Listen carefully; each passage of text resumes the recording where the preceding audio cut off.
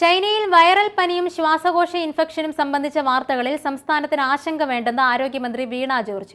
സ്ഥിതിഗതികൾ സസൂക്ഷ്മം വിലയിരുത്തുന്നതായും ഗർഭിണികൾ, പ്രായമുള്ളവർ, ഗുരുതര രോഗമുള്ളവർ എന്നിവർ മാസ്ക് ധരിക്കുന്നത് അഭികാമ്യമായിരിക്കുമെന്നും ആരോഗ്യമന്ത്രി അറിയിച്ചു. ചൈനയിൽ വൈറൽ പനിയുടെയും ന്യൂമോണിയയുടെയും വലിയ ഔട്ട്ബ്രേക്ക് ഉണ്ട് എന്ന നിലയിൽ വാർത്തകൾ വരുന്ന പശ്ചാത്തലത്തിൽ ചില കാര്യങ്ങൾ നാമെല്ലാം ശ്രദ്ധിക്കേണ്ടതുണ്ട്. മഹാമാരിയാകാൻ സാധ്യത കൽപ്പിക്കുന്നതോ മറ്റ് പ്രദേശങ്ങളിലേക്ക് വളരെ വേഗത്തിൽ പടർന്നു പിടിക്കുന്നതോ ആയ വൈറസുകളെ ഒന്നും ചൈനയിൽ ഈ അവസരത്തിൽ കണ്ടെത്തിയതായി റിപ്പോർട്ടുകളിലില്ല.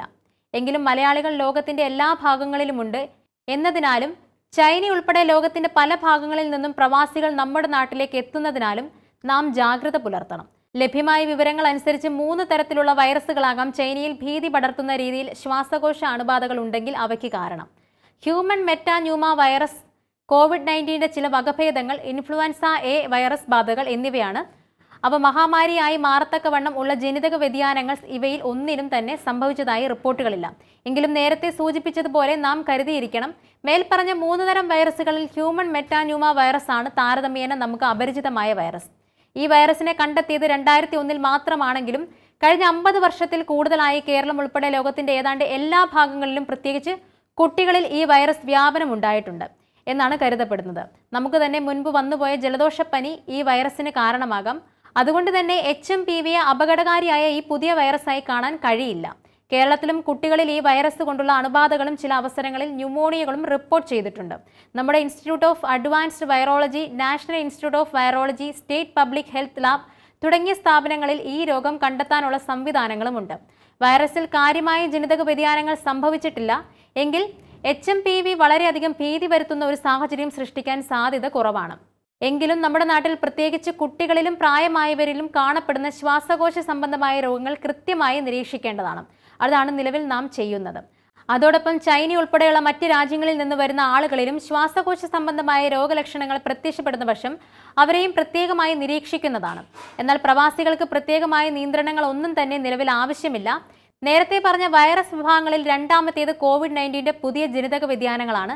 മറ്റൊരു മഹാമാരിയാകാൻ സാധ്യത കൽപ്പിക്കപ്പെടുന്ന വൈറസുകളിൽ കോവിഡ്-19ന്റെ പുതിയ ജനിതക വ്യതിയാനങ്ങൾക്ക് ഇപ്പോഴും പ്രാധാന്യമുണ്ട്. അതുകൊണ്ട് തന്നെ ചൈനയിൽ ചർച്ച ചെയ്യപ്പെടുന്ന തരത്തിൽ ന്യൂമോണിയ രോഗം പടരുന്നുണ്ടെങ്കിൽ അതിന് കാരണങ്ങളിലൊന്ന് കോവിഡിന്റെ പുതിയ ജനിതക വ്യതിയാനങ്ങളാണെങ്കിൽ നാം കരുതിയിരിക്കണം. എങ്കിലും നേരത്തെ തന്നെ കോവിഡ് വന്നിട്ടുള്ള ആളുകൾക്കും കോവിഡ് രോഗത്തിനെതിരെ വാക്സിൻ സ്വീകരിച്ചിട്ടുള്ള ആളുകൾക്കും പുതിയ ജനിതക വ്യതിയാനം അപകടകരമായ രോഗാവസ്ഥ ഉണ്ടാക്കാൻ സാധ്യത കുറവാണ്. പക്ഷേ അണുബാധ പടരുന്ന സാഹചര്യം ഉണ്ടായാൽ പ്രായമുള്ളവരെയും രോഗികളെയും അത് ബാധിക്കാൻ സാധ്യതയുണ്ട്. അതിനാൽ നാം കരുതിയിരിക്കണം. ഇനിയും പൂർണ്ണമായി അപ്രത്യക്ഷമായിട്ടില്ലാത്ത കോവിഡ്-19 ജനിതക വ്യതിയാനങ്ങൾ തിരിച്ചു വരുന്ന ഈ ഒരു സാഹചര്യം ഉണ്ടായാലും അതിനെ നേരിടാനും സംസ്ഥാനം സുസജ്ജമാണ്.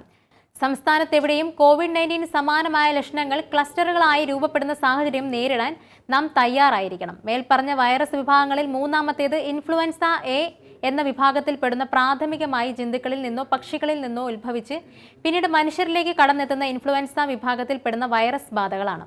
കേരളം ഇന്ന് ഏകാരോഗ്യ സമീപനത്തിലൂടെ നേരിടാൻ ശ്രമിക്കുന്ന ഏറ്റവും പ്രധാനപ്പെട്ട രോഗങ്ങളുടെ ഒരു വിഭാഗമാണ് ഇൻഫ്ലുവൻസ. മാത്രമല്ല, വിവിധങ്ങളായ വൈറസ് ബാധകളിൽ മഹാമാരികളാകാൻ ഏറ്റവും സാധ്യത കൽപ്പിക്കപ്പെടുന്നതും ഇൻഫ്ലുവൻസ വിഭാഗത്തിൽപ്പെട്ട പനികൾക്കാണ്. ചൈനയിൽ ഇപ്പോൾ പൊട്ടിപ്പുറപ്പെട്ടിരിക്കുന്ന രോഗാണുബാധയിൽ ഇൻഫ്ലുവൻസ രോഗത്തിന് എത്രത്തോളം സ്വാധീനമുണ്ട്, ഉണ്ടെങ്കിൽ അത് ഏത് തരം ഇൻഫ്ലുവൻസ ആണ് തുടങ്ങിയ കാര്യങ്ങൾ പുറത്തു വരാനിരിക്കുന്നതേയുള്ളൂ. എങ്കിലും നിലവിൽ വ്യാപിച്ചുകൊണ്ടിരിക്കുന്ന ഇൻഫ്ലുവൻസ വൈറസിൽ അപകട സ്വഭാവമുള്ള പുത്തൻ ജനിതക വ്യതിയാനങ്ങളോ പുത്തൻ ഇൻഫ്ലുവൻസ വൈറസ് തന്നെയോ കടന്നു വന്നതായി നിലവിൽ റിപ്പോർട്ടുകളിലില്ല. എങ്കിലും ഇൻഫ്ലുവൻസ രോഗങ്ങളുടെ നിരീക്ഷണ സംവിധാനവും നാം ശാക്തീകരിക്കുകയാണ്. ഇൻഫ്ലുവൻസ രോഗവ്യാപനത്തെ പറ്റിയുള്ള നമ്മുടെ പ്രധാന ഉത്കണ്ഠ അത് ഗർഭിണികൾക്ക് അപൂർവമായെങ്കിലും അപകടം വരുത്താം എന്നതാണ്. അതിനാൽ ഗർഭിണികളായ സ്ത്രീകൾ മാസ്കുകൾ ഉപയോഗിക്കുകയോ ശ്വാസകോശ അണുബാധയുള്ള ആളുകളിൽ നിന്നും അകലം പാലിക്കുകയോ വേണം. ചൈനയിൽ നിന്നും പുത്തൻ രോഗങ്ങൾ റിപ്പോർട്ട് ചെയ്യുമ്പോൾ 1-2 കാര്യങ്ങൾ നാം പരിഗണിക്കേണ്ടതുണ്ട്. ചൈനയിൽ ഉണ്ടാകുന്ന രോഗാണുബാധകളെ ലോകം മുഴുവൻ വീക്ഷിച്ചുകൊണ്ടിരിക്കുന്നു എന്നുള്ളതുകൊണ്ടും അതിന് കൂടുതൽ വാർത്താ പ്രാധാന്യമുള്ളതുകൊണ്ടും വാർത്തകൾ പർവ്വതീകരിക്കാനുള്ള സാധ്യതകളുണ്ട് എന്നതാണ് ഒന്നാമത്തെ കാര്യം. 2000 ആണ്ടിലുണ്ടായ സാർസിന് ശേഷവും 2019 കോവിഡ്-19 മഹാമാരിക്ക് ശേഷവും ചൈനയുടെ രോഗനിരീക്ഷണ സംവിധാനം വളരെ ശക്തമായി എന്നതിനാൽ സത്യത്തിൽ ഉണ്ടാകുന്ന അണുബാധകളുടെ സിംഹഭാഗവും ചൈന കണ്ടെത്തുന്നു എന്നതാണ് രണ്ടാമത്തെ വസ്തുത. ലോകത്തിലെ മറ്റ് രാജ്യങ്ങളെ അപേക്ഷിച്ച് വളരെ കൂടുതൽ കാലം ലോക്ക്ഡൌൺ അനുഭവിച്ച ഒരു രാജ്യമാണ് ചൈന. എന്നതുകൊണ്ട് തന്നെ ഇപ്പോഴും കോവിഡ്-19 സമൂഹത്തിൽ പൂർണ്ണമായും വ്യാപിച്ചിട്ടില്ല എന്നതാണ് മറ്റൊരു വിലയിരുത്തൽ. നീണ്ടു നിൽക്കുന്ന ലോക്ക്ഡൌണുകൾ കോവിഡിന്റെ മാത്രമല്ല ഇൻഫ്ലുവൻസ വൈറസുകൾ കൊണ്ടുള്ള മറ്റ് രോഗങ്ങളെയും വ്യാപനം താൽക്കാലികമായി കുറയ്ക്കുകയും ലോക്ക്ഡൌൺ പിൻവലിക്കുമ്പോൾ പ്രസ്തുത അണുബാധകൾ തിരിച്ചു വരികയും ചെയ്യുന്ന അവസ്ഥയുണ്ടാക്കും. അതുകൊണ്ട് തന്നെ ഇപ്പോൾ ബാധിച്ചുകൊണ്ടിരിക്കുന്ന വൈറസ് അണുബാധകൾ ചൈനയ്ക്ക് പുറത്ത് വളരെയധികം ഭീഷണി ഉയർത്താൻ സാധ്യതയില്ല എന്നും ഒരു വിലയിരുത്തലുണ്ട്. എങ്കിലും നാം ജാഗ്രത കൈവെടിയാൻ പാടില്ല. ഹ്യൂമൻ മെറ്റാ ന്യൂമോണിയ വൈറസ് ഉൾപ്പെടെയുള്ള അണുബാധകൾ കുഞ്ഞുങ്ങളെയും പ്രായാധിക്യമുള്ളവരെയും കൂടുതൽ ബാധിക്കാൻ സാധ്യതയുള്ളതിനാൽ അവരും മറ്റു ഗുരുതരമായ രോഗങ്ങളുള്ളവർ, പാലിയേറ്റീവ് ചികിത്സ എടുക്കുന്ന ആളുകൾ തുടങ്ങിയവരും കൂടുതൽ ജാഗ്രത പുലർത്തണം. രോഗങ്ങളുള്ള സമയത്ത് കുഞ്ഞുങ്ങളെ സ്കൂളിൽ വിടരുത്. ശ്വാസകോശ സംബന്ധമായ രോഗലക്ഷണങ്ങൾ ഉള്ളവർ തീർച്ചയായും മാസ്കുകൾ ഉപയോഗിക്കണം. നിലവിൽ ഭയപ്പെടേണ്ട യാതൊരു സാഹചര്യങ്ങളുമില്ല.